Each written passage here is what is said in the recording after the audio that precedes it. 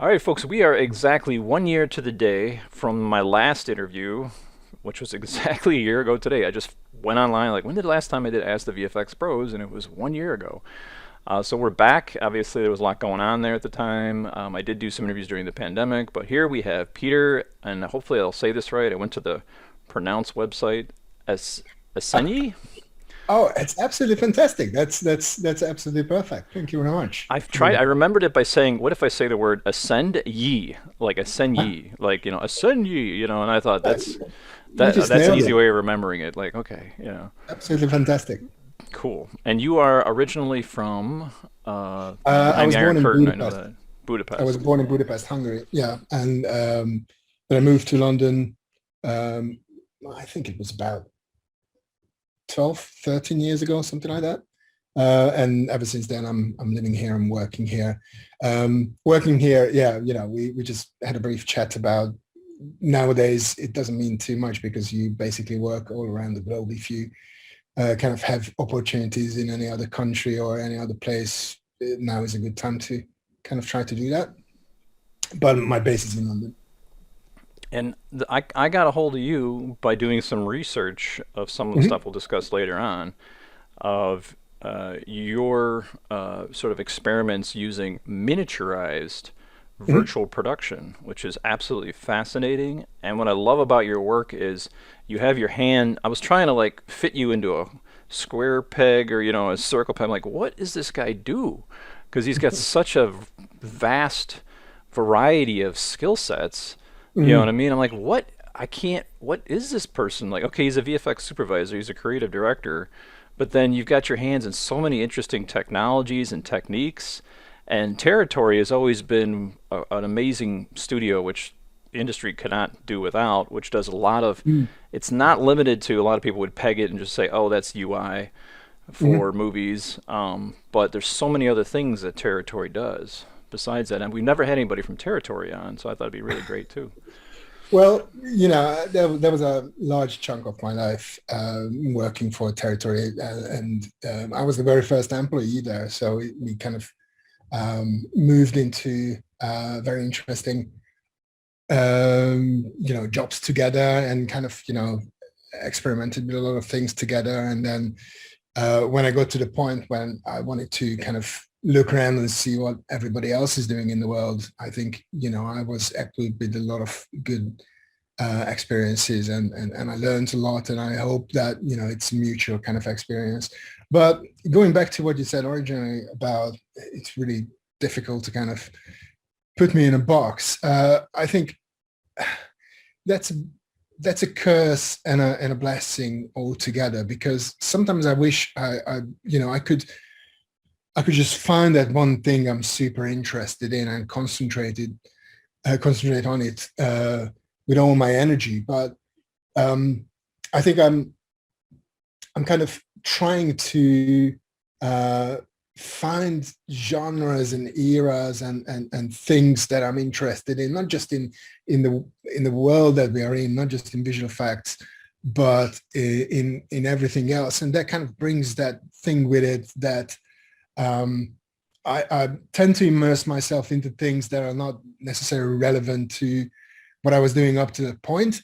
Um, which is a great thing on one hand, but as I said, it could be really difficult because when people ask me what do you do or what's your job, or what do you want to do on this kind of project, I wish I could say like everything, but we, I do we everything. can't do that. But yeah, as I get older, I try to kind of narrow it down to a few things, but I think that stems from the fact that I was drawing quite a lot, and I was painting, and I was doing a bit of music. So and I think when I find that something gets a little bit tedious or boring or too repetitive, I try to kind of find something to Did I keep hear me you right? Or am occupied. I confusing you with another Peter? But are you a singer too? Am I wrong about that? No, Okay, I there was was. another guy. I kept getting some other guy online. It was like, who's this guy? I He's like, oh, used he's a to famous singer or something. And I was like, I crying out used to be in a loud. band. Yeah, and we were signed to Universal Music back in the like late 90s. It was like this kind of you know, My bad. Sorry. rock kind of stuff, and we managed to play with a couple of interesting bands. Like we Mm. supported Kiss, Biohazard back in the Oh, day, which are the two very, very kind of almost on the opposite end of the rock spectrum. And that was really fun, and I learned a lot again. But I think I kind of stopped it around the right time before mm. it became like a job. And I guess music, if you do live gigs and write your own stuff and try to put out records, that's definitely a young person's game. And um, every now and then with my bandmates, we have the urge of, oh yeah, we should just get together and do something, and it'd be really cool to play those songs. But people expect you to be 20 years old when you go up on the stage, and when you are like, Yeah. 30 kilos more, and it's like, what happened to them? So yeah, but I think So I dug up a little of the past there. I should have kept buried, huh? Okay. I think what we do quite often. I was on set a couple of months ago Mm. doing a Netflix gig, and it was a really interesting show, which I can't really talk about, unfortunately. But Mm. there was a kind of like a live element to it, and by live element I mean there was kind of like a stage, and there were equipment around. And I was just walking behind the scenes, and I said, I saw this. This is pretty much the same thing that we used to have when playing gigs. So essentially, I found myself in a very similar environment. Oh And wow, I yeah. don't know whether that's cool or not, but that happens. So but thanks for bringing it up. I will not be able to sleep tonight. I try to dig. I don't want to be ignoramus. Like, and who are you? No, In an no, that's interview, very kind of you. But Thank I do have a. Here is your website. Go ahead and show you. you. And again, my eyebrows went up when I saw Blade Runner. So Yeah. what an honor to be part of probably what I call an anomaly in the midst of horrible movies. An absolute classic, in my opinion. I think that was an incredible thing to be part of for a couple of reasons. One is most of the people I talk to, even who are not connected to this industry, everyone kind of has a memory about Blade Runner, not this one, the original one. So when the opportunity comes to even just remotely think about the potential kind of involvement in something like that, that's like that's a dream thing to have. It's one of a dream job to have. And then I think at around the time when Territory got this kind of call to be on Blade Runner, we did not really know anything about the project besides the fact that it's the new Blade Runner thing. Because it was, I don't know if you remember, that was so secretive. Oh And it yeah. was like everyone was literally kind of trying to keep everything as much secret as it's possible. Not because, and I think this is an interesting thing when I talk to someone who's not in this industry, they always kind of, yeah, why don't you just, tell me these, these little behind the scenes things or secrets or whatnot. And the reason why most of the people in this industry don't do that is because they don't want to spoil the kind of fun that happens when you go into the theaters and watch a film for the first time. And I think that's a crucial part of the cinema, that it's just one experience that you have in that exact moment, instead of being able to rewind it or just slow it down or just stop it or whatnot. So going back to Blade Runner, we didn't know too much about the project besides the fact that they wanted to have some, let's say, interfaces for the film. But quite early on, we worked with Paul Inglis, who was the lead art director of the film, working for Dennis Gassner, the production designer. And I think Paul worked with David Sheldon Hicks on Prometheus. Oh, okay. So that's why, Territory got involved. And and Paul could not share too much information besides the fact that whatever we were doing up to that point with regards to UI and interface and whatnot, that should be thrown out. and we should kind of approach this from an entirely different angle.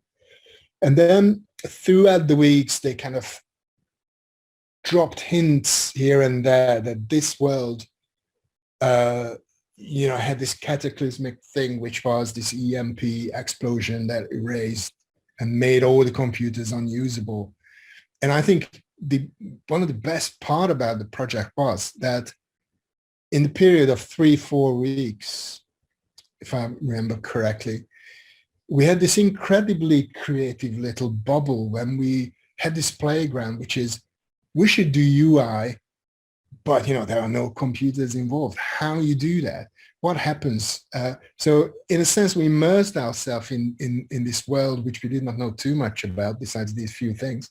And then we started to, run these little scenarios about, okay, computers don't work, but they still have computer cases. They have like monitors. So the shapes could be somewhat similar to what we have.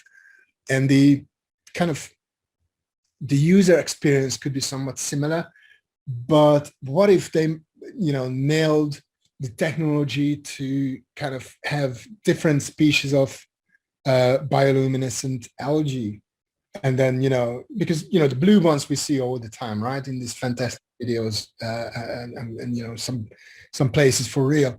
And then what if they genetically modified those and there's a red one and there's a green one? And if you put them into little capsules, that's almost like an RGB screen, and you just excite them with different kind of voltages or whatnot, and you have an analog algae-based monitor, but that has this biological leg. Wow, So it's not you guys sharp. are really putting in the think tank, kind of going crazy. Oh, absolutely. And I think, that was a fascinating thing. And some of the ideas were really, really kind of grounded in reality. We were shooting into projectors to create shapes, and we created some basic UI and we projected it out onto the wall, but we shot into the kind of lens, and as it was kind of changing, what does it do, how does it work, and these kind of stuff, and all this biological stuff. I remember that story when we literally bought some meat at Smithfield's Market, which was very close to territory. And we wanted to kind of do these macro shots of brains, but it was it's really kind of rare to have that opportunity to experiment with these kind of things on this level. And then we flew to Budapest onto the set, and we met Denis Villeneuve and Dennis Gassner and everybody else, and it was an incredible experience, because I think, in all honesty, up to that point, I thought, they're going to screw it up. No, I just thought that it's not going to happen, because, that's, it could, it wasn't real. But when we saw the sets and when we saw the people and everything that was kind of laid out in front of us, that became suddenly real. And oh yeah, that must have been wild. It was on the outskirts of Budapest, this studio, which I think is called Origo, if I'm not mistaken. Yeah, I did look it up. I was like, wow. But they shot quite a lot of stuff in for example, in my wife's old school, or somewhere near. And again, that was an interesting level to me on a personal kind of level, because I grew up in that city, and I saw some locations in the film that I knew that, oh yeah, this is as far from Los Angeles as it could be, but that 2019. So it was really exciting. And then, we were doing these kind of UIs, and I think, that's an experience that will never come back. And another reason for that, and I don't want to dwell on it too much, but I think I saw a lot of interviews with and about Denis Villeneuve and Dune and whatnot in the recent months and years. And everybody's saying that he's such a nice person and such a, enthusiastic filmmaker. And it's absolutely true. I think, I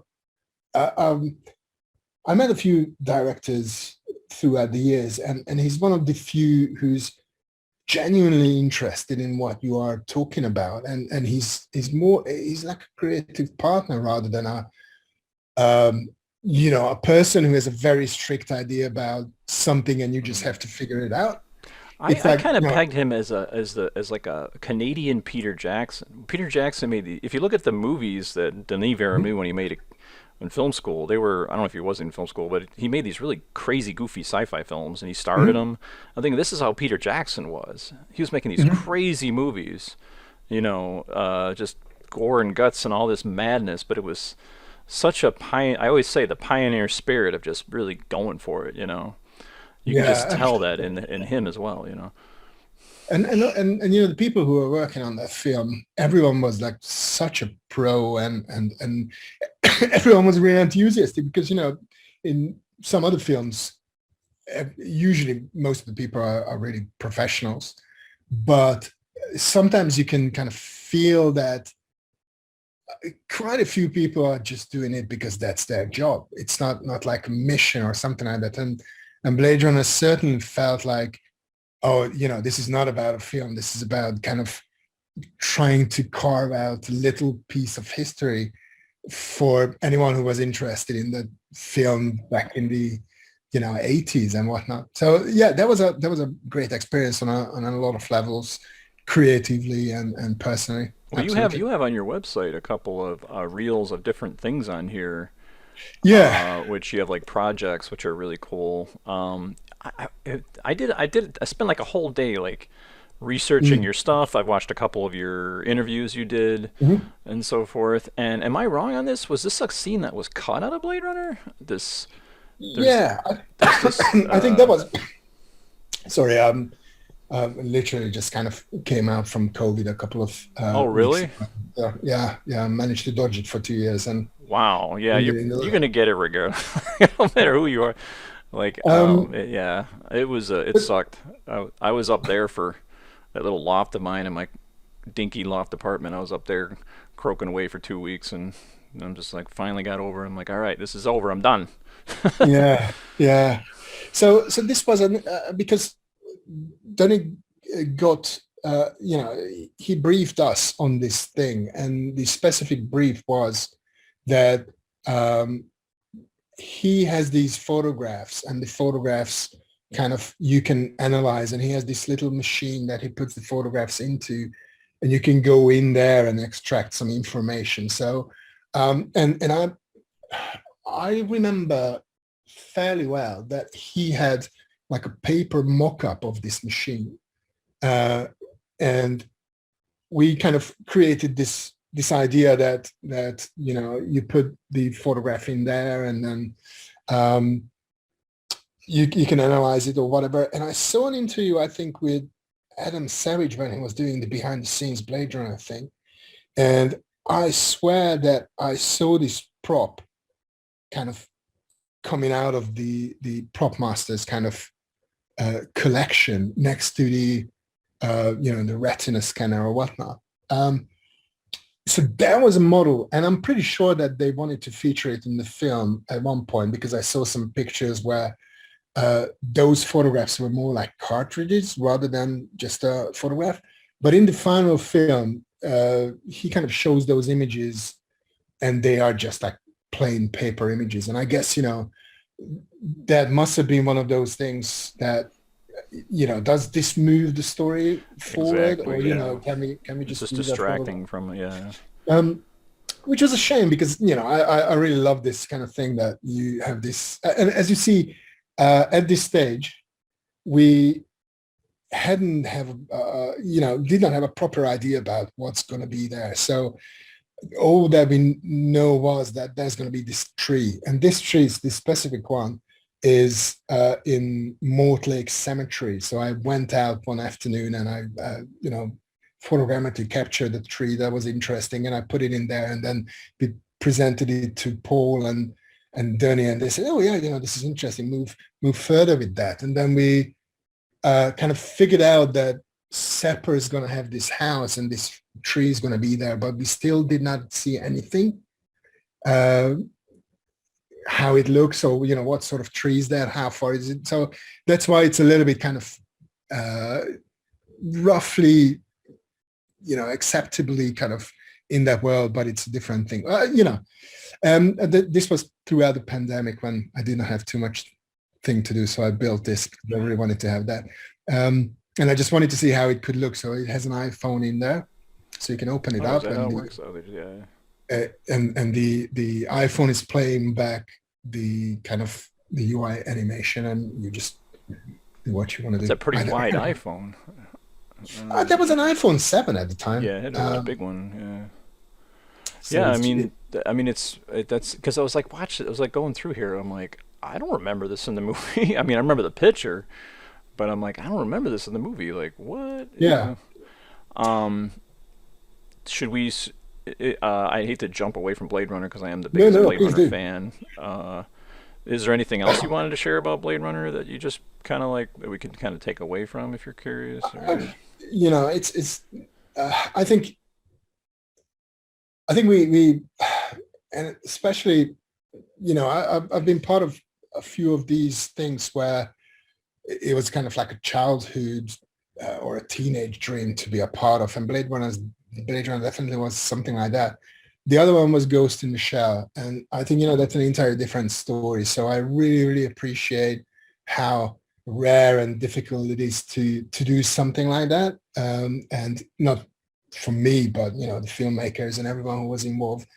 And I think that was one of those rare things when everyone kind of put in 150%, regardless of what's going to happen and how it's going to. And it's very rare. So well, I yeah. mean, translation over to the modern day, especially with, for instance, if we could segue to Dark Crystal. Mm. When I heard this was coming out, I was ready to. I was falling over. I'm like, oh my gosh, another eight. What happened in the '80s? Was there like some creative juice in the water, and all of a sudden dropped off? Like all of a sudden, we had the greatest movies in the '80s, and then it's like now we're just trying to recreate the '80s, But I have a couple friends that worked on this, but you did the. This is sort of like the intro that talks about the tribes and so forth. Yeah, the prologue. My producer friend Alex, who's from New York, and he lives in the UK. He was in the States, just got back here. I don't know. I haven't really talked to him, but he kind of, after leaving territory, around the same time as I did, he kind of got this gig at Netflix to be one of the visual effects producers of the Dark Crystal reboot. And another friend of ours, Jen, was working at DNAG at the time. So it was like felt a little like a reunion at some places. And Alex was, producing the show. And I think it had like 4,000 visual effects shots throughout, I don't know, maybe 8 episodes, if I'm not mistaken, or something like that, which is an incredible number. 4,000 visual effects shots, that's a huge thing to go through. The amount of crew they had in this show was insane. Yeah, and I think, DNAG had an incredible kind of array of super talented people working on it, as well as the filmmakers and everybody else. But the thing was that this was going on for a while, and then I think I think they figured out that there's this element that needs to be kind of added to the top of the show, which was kind of, let's reintroduce this world, because people who want to watch this, maybe they know everything and they don't need it, and if someone is new to this world, they have no idea about what's going on. Is this like Earth? Is this like what is past, this? future, whatever? So they wrote a script, which was this basically the prologue, and they got Sigourney Weaver to do the voiceover, which was again an incredible thing in itself. And then they wanted to use footage from the show, but they recognized that there's not, there's quite a few things that are missing. So Alex asked me whether I want to go in and do some kind of pitch work and concepts for this. And then when we figured out what the concepts are going to be, we kind of went into production with a very, very small team. It was 2 guys and me.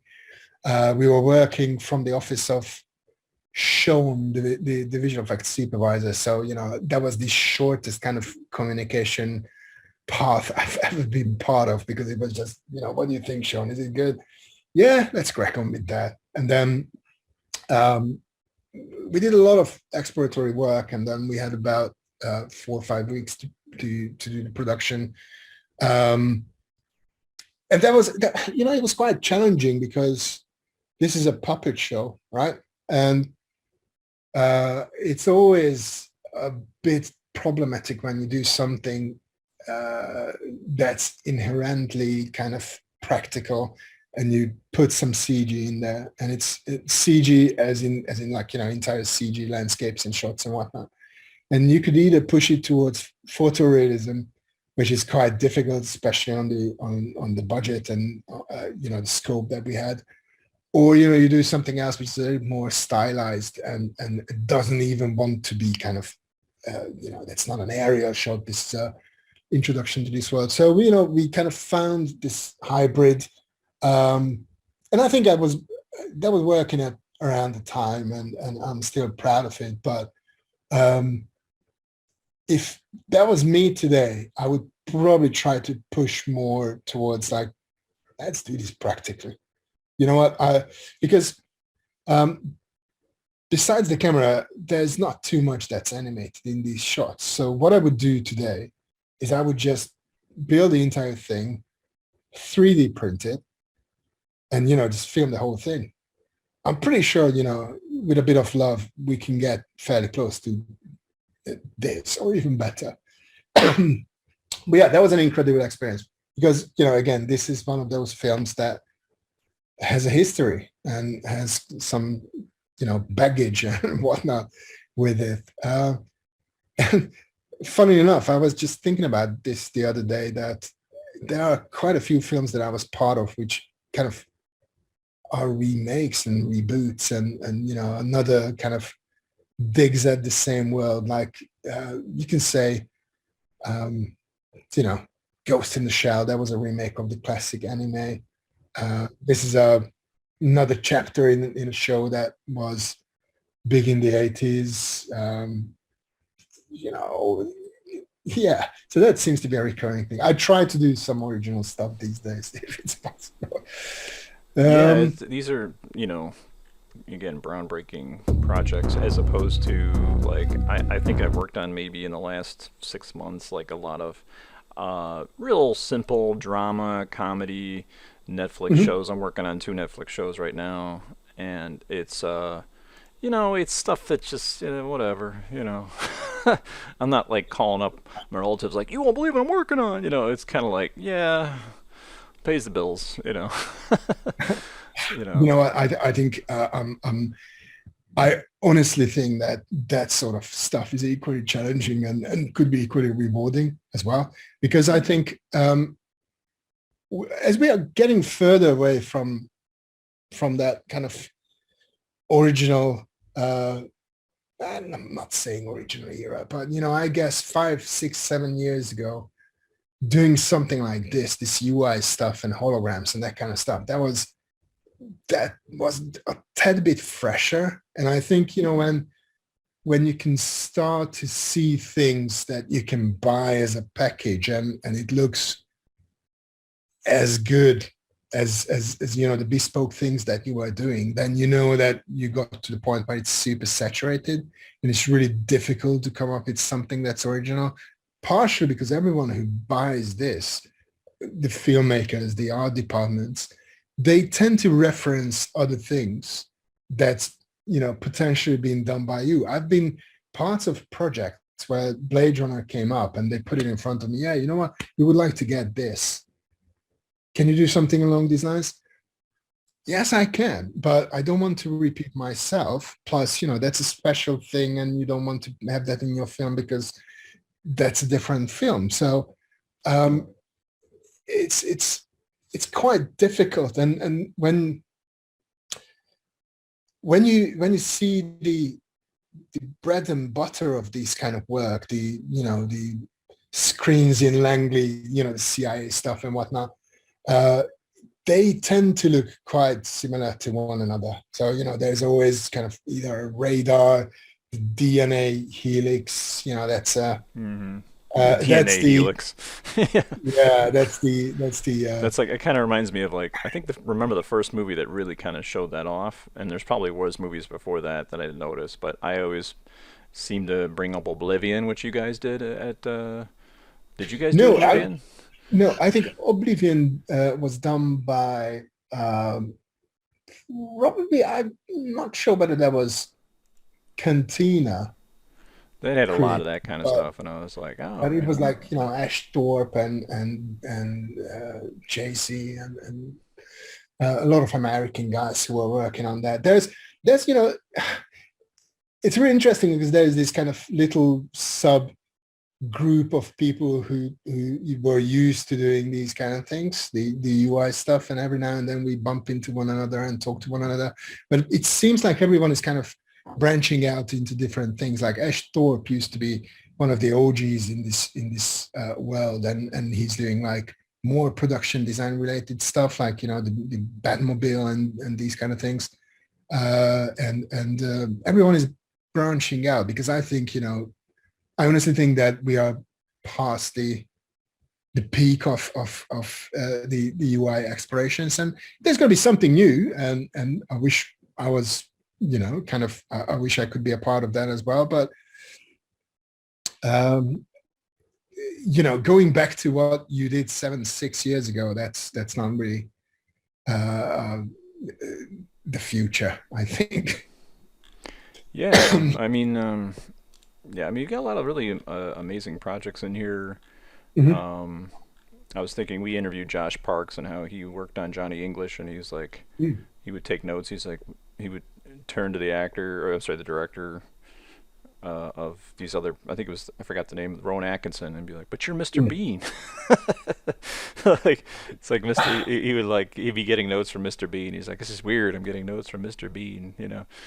Uh, There was a really interesting project as well because that's like a British production, so it's very different compared to big American productions, and I think it was more intimate, more comedy based, and the story was here that they had this entire sequence that was meant to be playing out in VR, and so there was this I don't know how many minutes of the film that needed to be created as a VR sequence, and that in itself presented a lot of challenges because how does it look like? Do we play to the camera? Do we play to the actor? How is this world going to be understood by the audience and whatnot? But the real challenging part of that was that it was a comedy. So timing and animation and the timing of those gags were extremely important. It wasn't just just do an explosion and we just cut it where it needs to be. It was about like how do you time the animation when that little character turns around and walks out, because that needs to tie into that very physical comedy that Rowan Atkinson does. So it was an entirely new set of challenges, and yes, talking to Rowan Atkinson is an incredible thing because you can't really just that guy was Mr. Bean. He was playing Mr. Bean, but he's such a nice guy. yeah, that's what I He's hear. nothing. He's super laid back. Um, Sometimes if I'm compositing, I throw on the default YouTube looping reel of his uh, Mr. Bean videos. Yeah, mm. they're you still know, he had absolute some. classics. You know. I think he had some speech impediment or something like that, and then Mr. Bean was this character that he came up with to kind of put a barrier between his true self and the world and give Oh, them by not something saying that they much. could yeah, and he had this comedy character, and that's probably like a shield or something like that. But that was a really interesting backstory there. But yeah, that was it's a much smaller affair than most of the stuff that I did. It was again a very small team, but it was a fun little project to be a part of. Um, and there was you're looking at my site, and I wish I put in some newer stuff. Like That's I everybody's did, problem though. Like, I wish I could yeah, update my reel. Like, I did or the Matrix with Studio C, the new one. We were working on it. Oh, you worked on the Matrix 4? The new one, yeah. Oh wow. And that was kind of like again a really interesting project, because I think in some conversations, some references that I've mentioned came up, and it was like, yeah, what, we should do something else, and don't push us into that direction, because that's been done. Let's explore some other stuff. And Well, there's this I'm from guy called. Chicago, and to me it was like Charlie and the Chocolate Factory Mhm, walking past Willy Wonka's factory. They had mhm, opened a studio there, and it was top secret. The mm, Wachowskis, and I used to walk past it as they were building. I'm like, when's this gonna get built? And the workers would be like, oh, we'll get it done eventually. And then finally the day came where I'm like, it was like you wouldn't know it was a studio. They never advertised it as a studio. They don't even have a website for. It's called mhm, Kenoworks or something. mhm. So I went to the door and I like knocked on the door, and this secretary comes walking down. You could see if you look in the tinted glass window. There's a secretary. You're like way down in like a hallway, and they're like looking over, and they come down the hall. And they're like, yeah, and I'm like, are you guys hiring for compositors? I just like went to the door, and it was funny. It was like, um, they're like, no, we're not. And at the same time, um, at the time, it was before the transition. It was Larry Wachowski, and Mm. he came walking out. And he had a bag over his hand, and he looked at me and he goes, and I was just explaining how I'm a compositor, just wondering if he had any work or whatever. I was just blah blah blah, and he just listened and then just kept walking, and I'm like, that was my but yeah, it was pretty wild because working as a teacher in Chicago, we collaborated Mhm, a lot with the Wachowskis on a lot of their projects, like Jupiter Ascending, and a couple of my mhm. students worked on the Matrix 4 as well. So that was interesting, but it was kind of cool to see how they did different productions and how they did things a lot differently. Like they would do post viz where they would go on location and actually film Mhm. where it's located, then put in little grayscale animatics, and then go back and film again. So it was always Mhm. cool to see a different way of getting it just right. You know what I mean? So I think these days filmmaking is such a fast-paced, evolving kind of thing, because you remember that old story when they kind of showed the first motion picture with the train, and people kind of left the cinema because they felt that it's going to run over them, and everybody was in panic and whatnot. And then throughout the years, people kind of learned the language of the film, and we accept that there's a cut. We go somewhere else. We don't say that, how on earth did they get there? We just, that's the language of film. And I think that's what's being kind of re-evaluated and reinvented these days with all the VR stuff, all the virtual production stuff, everything that goes in. I think that changes the language of cinema quite heavily. And the other factor, I think, which is quite important, is all the social media stuff, and everything is uh, like, I think it's you know, hurting us because we do like I would like I call myself a mm, compositor, but we do a lot of quote unquote burn-ins, which is mhm, iPhones, yeah, iPads, yeah, television screens, all this. mm, It's like there's way too much of this. Even mm, the show's plots of shows that I worked on that are currently, yeah, been released. The whole kids' lives are now social media. The mhm, plots are now twisted to social media. I think it's a little yeah. too But much. I think that's gonna affect film in a similar way that the music industry changed with the advent of samplers and Napster, and every kind of technological innovation kind of uh, drifted towards the idea of the big record companies who were the gatekeepers of music in a sense. They kind of uh, somewhat became obsolete, right? And I'm not saying that that's going to happen in film, but if everyone watches 5-second clips on TikTok or 10-second clips, and everyone is the new generation of people who watch entertainment are used to kind of having a story that plays out in 10 seconds. I think, our industry will need to kind of respond to that, because I see these conversations about films that are 2.5 hours long and 3 hours long, and everyone's like, I can't do that. It's too much. And what, I'm like, you should see some I don't know. There was this film called Farewell, My Concubine, or something like that. That was about at least 5 hours long or something like that. You should watch that. It's like, but I can totally see a scenario, and streaming, that's 45 minutes, 37 minutes per episode. That's kind of a step in that direction. And maybe we're gonna get back to having episodes that are 5 seconds or 5 minutes long. And maybe that's the future. I don't know. I mean, it's really hard to tell, but Yeah. there's always going to be need for good compositors. And there's always going to be This is like the right now, from what I can tell, and we'll get into detail, is like the golden age of compositing. There is so much work out there for compositors.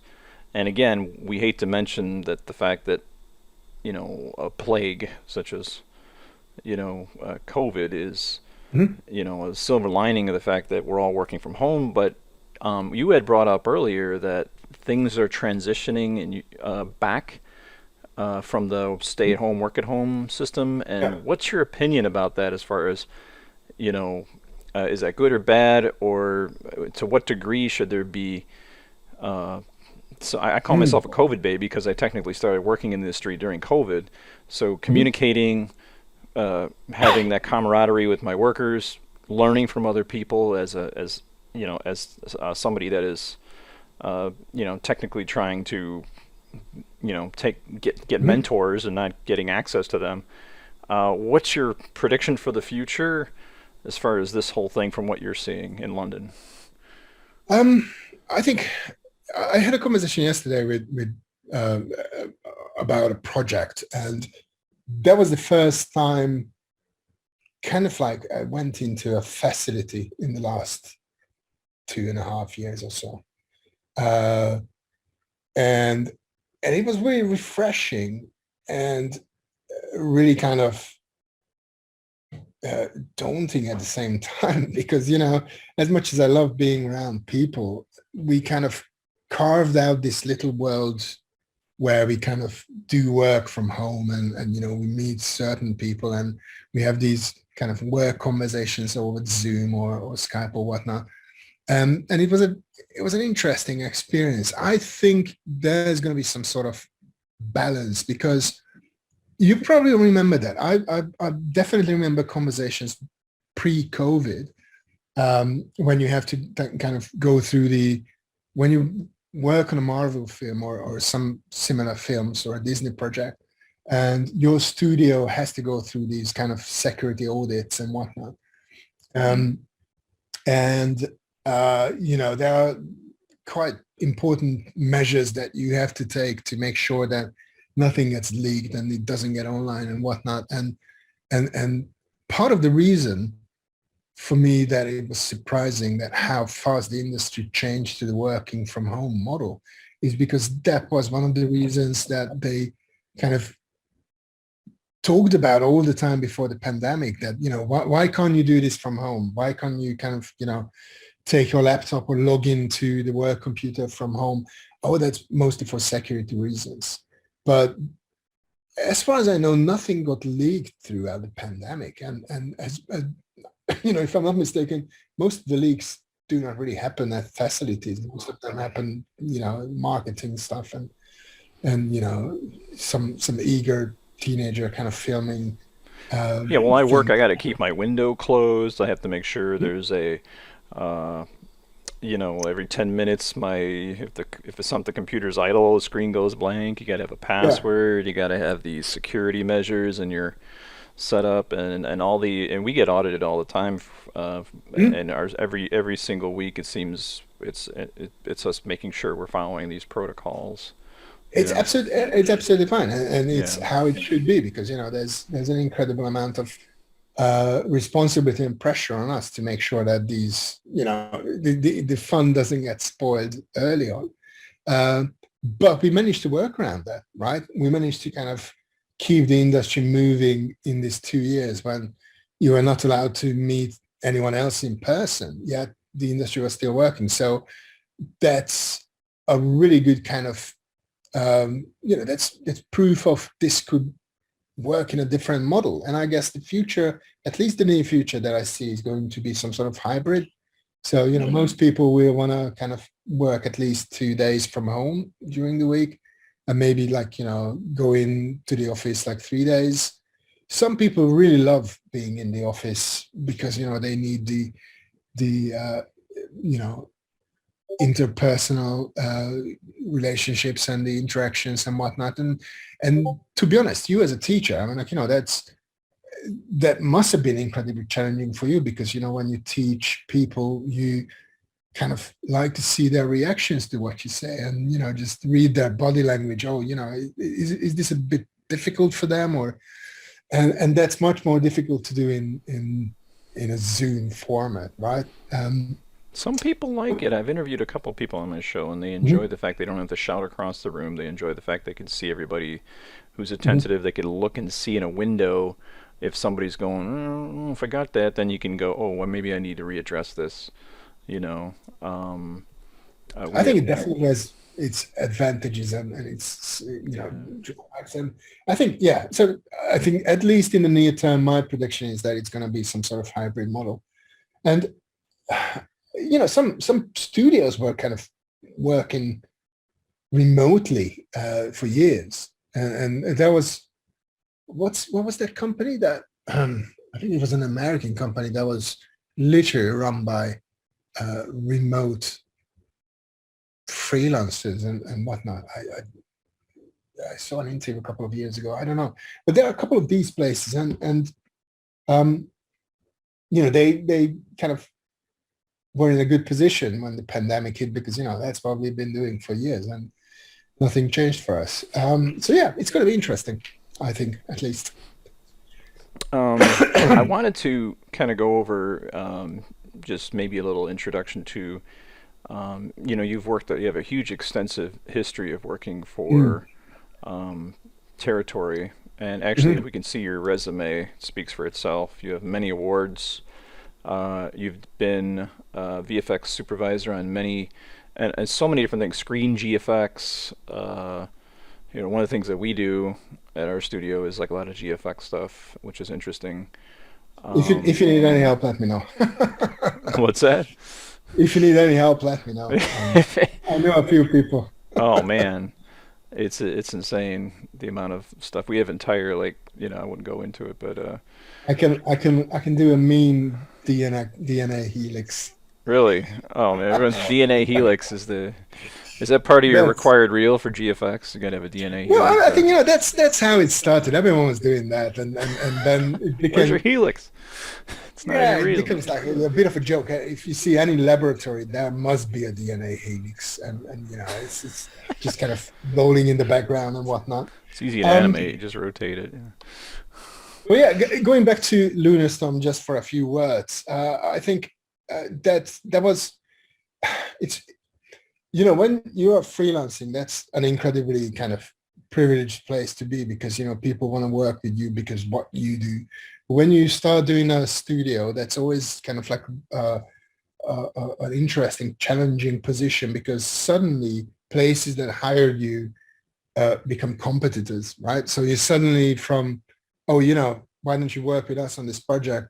You suddenly become like, oh yeah, your studio is doing the same thing as we do. So that's one of the reasons why I'm kind of trying to keep it somewhat separate.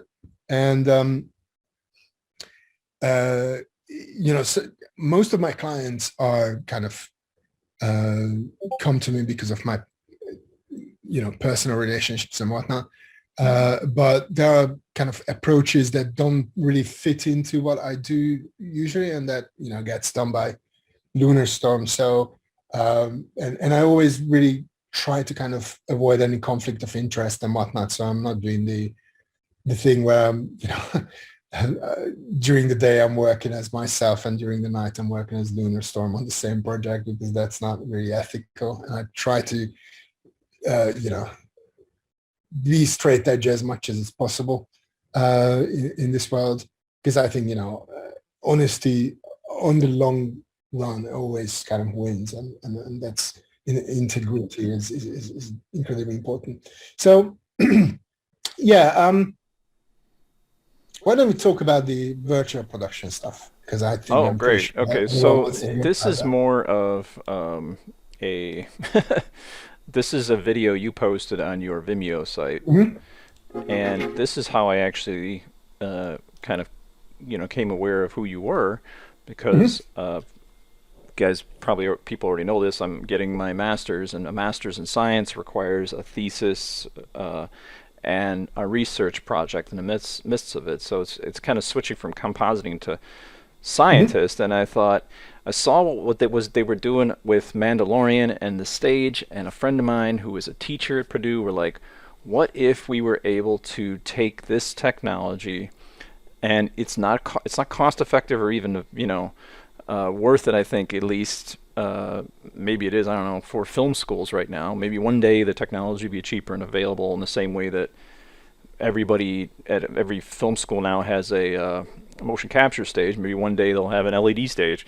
But until mhm. then, the inability to do that. So we were throwing around the idea of like, could you make a education version of this, even if it's scaled down in measurements and understanding pixel pitch and all that fun stuff, to demonstrate to a film student how this whole scenario works, so that one day if they do step on the stagecraft stage at ILM, they'll have an idea as far as how to use it. So I did a Mhm. little Google search and I found you, and this stuff was just super exciting because it's basically taking miniatures.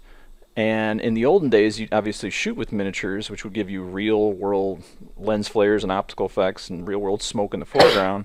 But you went ahead and did a remake of Aliens here with the dropship, Mhm. with virtual environments in the background, using very Yeah. simple HTC Vive, open box items, and you did stuff like this, which is crazy. I thought, wow, wouldn't it be cool? You can actually do nature shows and be in the middle of Brazil, but really it's just your living room, and you can Yeah. film macro-based photography with this, which is really crazy. So please share with me your experiences with this. You know. I'm really happy to do. And once again, thank you very much for kind of putting in the effort and getting in touch based on this, because I think partially the reason why I did that was that I really wanted to. I thought about that anyone who's kind of um, can get access to any sort of camera tracking system, uh, whether that's a HTC Vive or similar, or even an iPhone these days, or any kind of smartphone with built-in gyroscopes and whatnot, they immediately kind of can start experimenting with this sort of innovative technology, and I think uh, that opens up so many opportunities for filmmakers who are not necessarily in a privileged position to experiment with, as you said, the ILM stagecraft stuff, but they can learn this and they can kind of um, fairly cheaply get an opportunity to tell their story through this. Um, so I literally kind of wanted to see how this works. So I set up this camera tracking system, dived into Unreal, and uh, built the first rig that I built was two monitors in 90 degrees angle, so in the right angle. And I wanted to kind of have this little corner where I can move the camera freely around. And that was working well. It was super exciting. I definitely kind of like, it took a while to figure it out, how to set up the end display system and how to relate the virtual camera and the virtual world to the real world. And nowadays it's kind of, it's definitely much easier with the new versions of Unreal. But when this started, it was still kind of mind-boggling to get your head around that the origin of the world in VR is the origin of the world in your room, and then you look through this window into this virtual world, which is, practically 1.5 meters away from your camera, but what you're looking at is about like, 15 meters away. So the parallax, how it kind of happens. And then you had to figure out how it works, what sort of latency there is.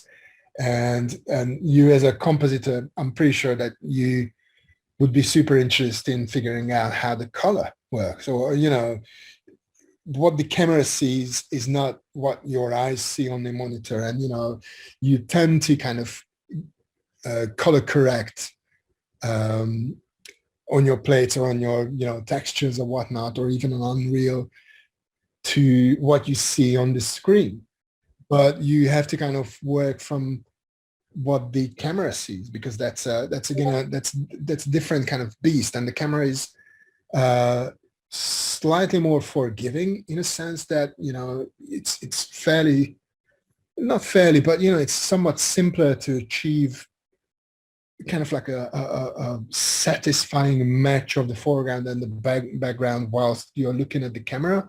And it's much more difficult to do it live. So I guess that's one of those things that only happens if you do this in real life, because you see these tutorials and you see these incredible things in The Mandalorian, and that's, in some cases could be color corrected in post, or, they have special algorithms that correct color based on the LED walls, or, and I think just to have this opportunity that you can do this yourself, and you can confidently kind of talk to people who do this on the studio scale, on the stagecraft scale, and you kind of speak the same language, and you understand their problems when they talk about how to set up a network that drives this whole system. And you can experiment with very interesting things. One of the things that I really wanted to kind of try how it feels, besides the stop motion stuff, which I mentioned, is how this could be used sorry, in exhibitions or museums. And the bottleneck is the what you're going to track. Is it going to be your eyes? Is it going to be your Google glasses or whatever they are? Is it going to be the phone in your pocket? Because I did this little experiment when I put in some museum type kind of cabinet behind my TV, and I exhibited that like a bug or whatever it was, and I showed it to my kids. And when they were coming in, we were moving the camera around, and it looked really, really cool. But if someone was taller or shorter, or stood somewhat further away from the camera, the whole illusion falls apart. Yeah, because you're trying to like align yourself with the frustum. Yes, yeah. And I guess I talked to a few incredibly interesting and talented people online who are putting research into doing live eye tracking, software systems. So if you go into a room, there's a camera that tracks your eyeballs. So when you do this, that kind of, happens for you, for your real eyesight. But there's so much opportunity in this. And I think I can imagine a scenario. Yeah, we know it's digital, it's not the real thing, but you can have museum artifacts kind of displayed in a way that you never experienced them. Or, you can create incredible new opportunities with this sort of technologies. And that's an incredibly interesting place to be at. And there was this other experiment that I did a couple of months ago, which ties into what we do in our day jobs, is how to do parallaxing kind of for UI screens real time. So when you film, I don't know it's there, but I can send you that link. Okay. Yeah, I can. We'll be editing this later, so we'll be adding in. This necessarily won't be what you're going to be seeing in the interview. I'll have like B-roll footage playing around, but bear with me for a sec. I have to plug in my computer before it kind of dies. So I'll send you that footage. But what I wanted to do, so what I wanted to do was that we always do this trick when I think we started it in the Avengers at Territory. That what happens if there is some three-dimensionality to the UI screens. So when someone looks at that from a slightly different angle, you can see the parallax. And I managed to make it work real time through the camera. And I think it's again, it's a technology that's another layer of this whole virtual production. And I have my doubts about the practicality of it, at least this stage, because it's very rare that in film productions you're allowed to kind of go in there and set everything up 2 days in advance to shoot a scene. Most of these screens is out of focus, as I'm pretty sure you kind of Yeah, I did a 10-page paper research, and I built a lot of it based on the research that was from Steve Wright, who basically laid out all of the severe flaws that are inside this information, like the pixel pitch ratio would only require on Mandalorian stage for best optimal shooting without any moire to be about 20 feet away from the actual screen. Any distance forward or backward would have created moire. I don't know if you experienced moire with your experiments, yeah. but did you But find that? Oh, go ahead. Um, yeah, but you can work around it. I mean, like on this scale, if you are not, if you like, further away than a feet from your monitors, depending on the size of your monitors, it's not noticeable. But yes, you can see that, and you can start to see that little kind of interference pattern every now and then, and that gets interesting. But just slightly, changing the subject, you mentioned these kind of issues with LED walls and whatnot. I was watching this presentation from Paul Debevac at FMX, and where he was talking about how color and the color reproduction on LED stages, that's such a difficult thing to do. And I think, I don't want to spoil the entire thing, but they did some incredible work that kind of counters some of the effects that stem from the fact that the LED walls have RG and B pixels. So it's every color that we see there is a mixture of these three colors, whilst in real life, the kind of spectrum that we see is made from an infinite amount of frequencies. So it's not just a mixture of three colors; it's a mixture of how many different wavelengths of light, and that causes skin tones to become like pink in light stages, because the R component is way too over exaggerated in creating the other colors. But they did this experiment with commercial OLED, I think that's, I don't know how to pronounce it, but OLED commercial TVs, and they tend to have a fourth kind of component, which is white, and that immediately opens up a larger spectrum of colors, and that gives much more pleasing results. And the reason why I brought it up, because that's exactly what I experienced. I have Samsung monitors, and I use them to do a lot of tests, and I used a Samsung commercial fairly good quality TV to kind of add it to the mix. And through the camera, those colors were much closer to what I expected them to be. And that monitor was OLED instead of LED? Yes. Okay, and that's the And key. it Yeah, had because I saw a Sony presentation that was done at SIGGRAPH Asia, and they were using OLEDs for the virtual production. Seems like the way they're moving towards. So. Yeah, and I think this research was about like introducing 2-3 more colors, like cyan and yellow and whatever it was, and it immediately created a much more pleasing kind of mixture. But we don't know how many years, if ever, this kind of gets down to the production. Yeah, we're in the early stages. Like I did a whole report, like, and it wasn't. You could watch the video. I did a video version of my presentation, my research presentation for Purdue. But how like you're in a cylinder, you're not in a dome. So you have camera trackers There you have the top of the dome, which creates this weird seam that you're going to have to composite out anyway. You know what I mean? You're Mhm. going to have to literally recomposite everything. You get the light wrap of whatever light, if it's bright behind the ear or dark, but there's still going to be a roto artist. It's going to roto that thing around. Still going to put back the already recorded Unreal Engine that was recorded based on the camera movements on set that day. You know, there's so many things that you're kind of look at that and go, trying to show that to trying to build that in a school environment. Besides the costs, it would probably collect dust most of the time because students are probably too busy learning how to make films and not really worried about doing LEDs. Like most VFX schools, their green screen rooms are always collecting dust because the kids are never in there, maybe just for one or two classes, you know. And if you can demonstrate that in a small scale demonstration, you know, I mean, that would be Yeah, great, you know.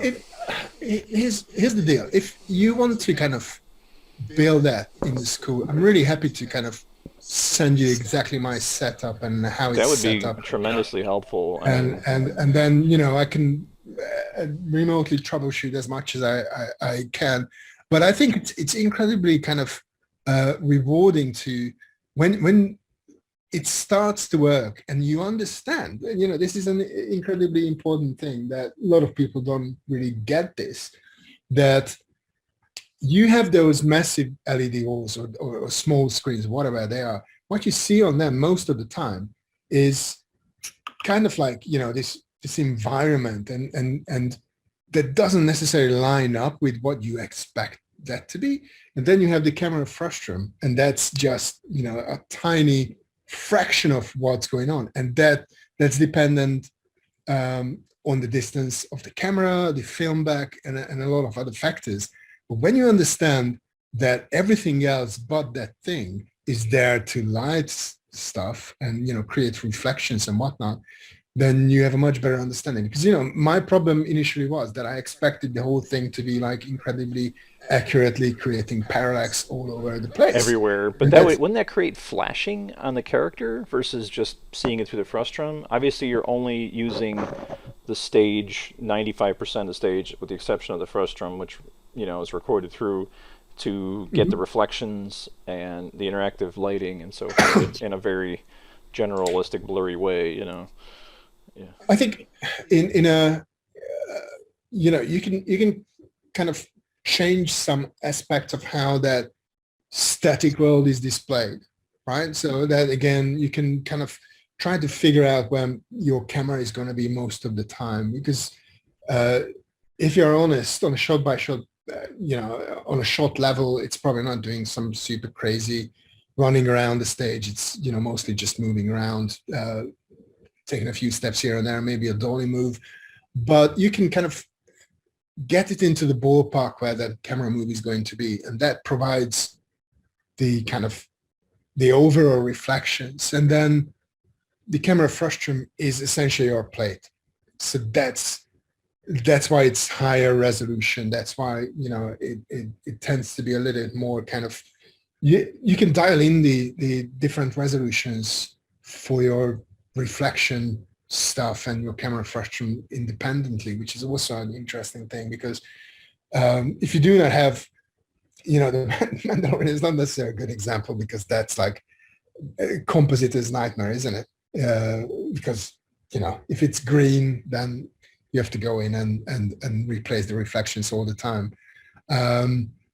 But most of the time, most of the virtual production stuff that I saw is not super reflective things. It's just like normal, maybe skin, and the reflection happens in the eyes, or maybe in glasses and whatnot. And that's perfectly good for that. So yeah, I'm really happy to do that. Just yeah, definitely. I'll do a little write up and send you over the tech specs, and then we can take it from there. Well, um, I guess we could segue and come to the end of the interview here, which has been an awesome interview. And thanks for being on. And I know you just literally got off work, so you're probably hungry. So we'll uh, we'll keep it short here. Unfortunately, we only had a day to do questions, so Hey everybody. I don't think we have many. We have one, I think.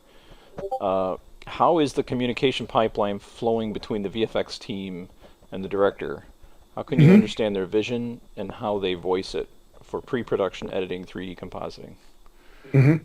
I think that's a very very good question, and that in itself is like an hour-long conversation.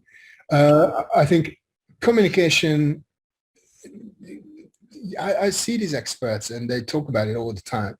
Communication is pretty much one of the most important things in life, and you have to learn the language of film. You have to learn the language of the filmmakers, because we most of us comes from a visual effects background, or learn this at school, and we speak the language of compositing or CG, and we can easily talk about render times and um, roto nodes or whatnot.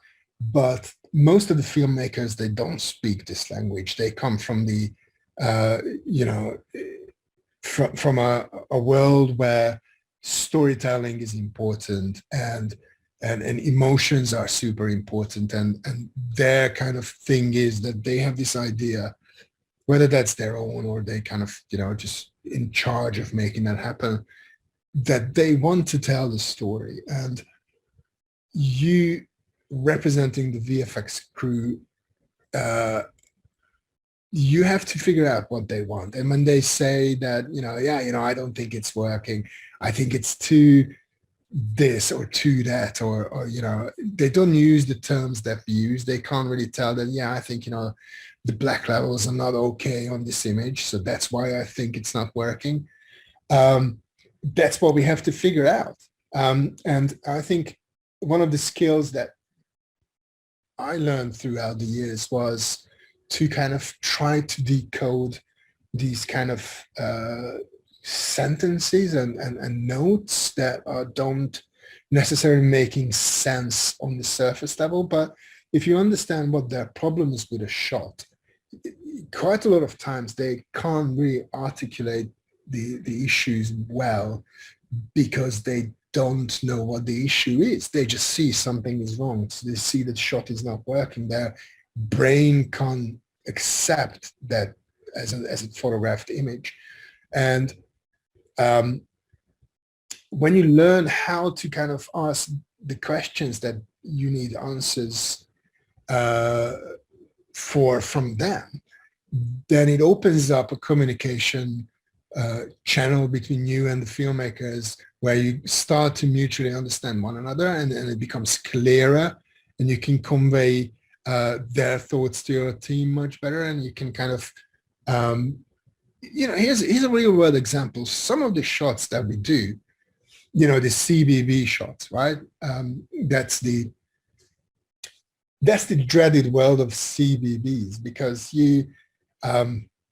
that's if anyone watches this in Britain, they're going to be upset, because CBBC is a children's channel, but CBB is something else. So CBB stands for could be better, and that's the kind of shot in a film production where if you would spend a bit more time on it, it could become like something that's nice, even nicer, or more interesting or visually pleasing. But on this level, it does the job. It tells the story. You understand that the actor goes from A to B, or the plane lands, or whatever it does. And I think you can learn quite a lot of things from these CBB shots. When uh, they use that because they want to move on, and they can accept it, but they don't really feel that it's great yet. And I think that's the kind of gray area that you can operate and learn from. And if you understand why they are thinking that it's kind of working, but it's not super cool, that's what you can kind of use in your work to make your work even better, or maybe nail that final earlier on.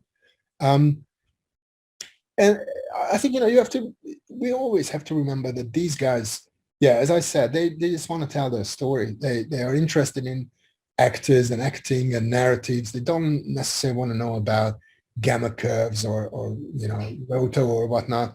And they are not necessarily interested in, yeah, you know what, when you asked us to change that shot, that meant that an overnight render just, became obsolete in 2 minutes. And that's infuriating to a certain degree, right? We put in a lot of effort and work and time into doing these kind of shots. And when they dismiss it or change their mind on the fly, that's frustrating.